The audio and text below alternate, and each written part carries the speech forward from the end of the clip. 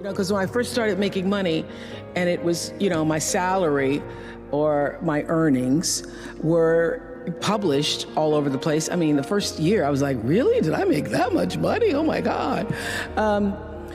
It was very difficult for me to figure out where my boundaries were because I'd grown up poor and didn't have anything.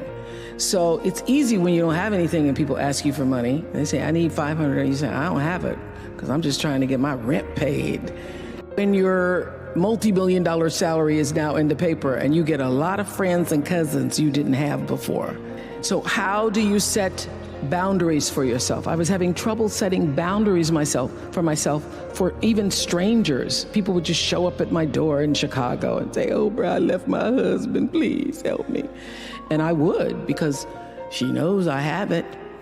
So what I learned is that, oh, the reason why people keep showing up is because my intention is to make them think that I'm such a nice person that you can ask me for anything, you can get me to do anything.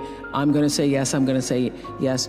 So when Stevie called me this time, I thought I'd try out my first no on Stevie. Let's start big. He wanted me to donate some money to a charity, and I didn't want to donate to the charity because I have my own charities and I care about a lot of people, but the problem is when you have money, everybody thinks you just want to give to everything. So every letter I ever get starts with, we know you love the children. Yes, I do love the children, but somebody else is going to have to help the children. So I said to Stevie, no. And as a person who has that disease to please, I was waiting for him then to say, I will never speak to you again. I will never call you. I will never sing a song for you. And he didn't. He just said, okay.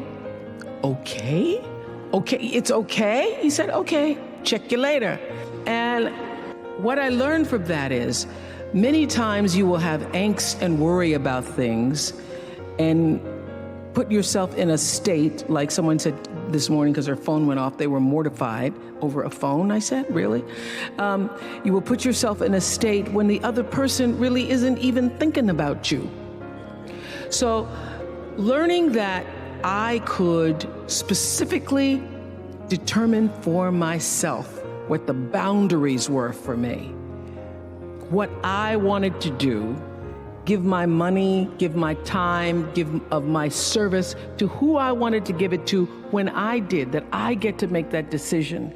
And just because you get 100 requests a week doesn't mean you have to try to fulfill all of that. Just because you have all of these demands on your time and on you doesn't mean that you have to say yes. You get to decide because you're the master of your fate, the captain of your soul, as William Ernest Henley said in Invictus. And understanding that really changed the meaning of my life in that I was no longer driven by what other people wanted me to do, but took charge of my own destiny, making choices based upon what do I feel is the next right move for me.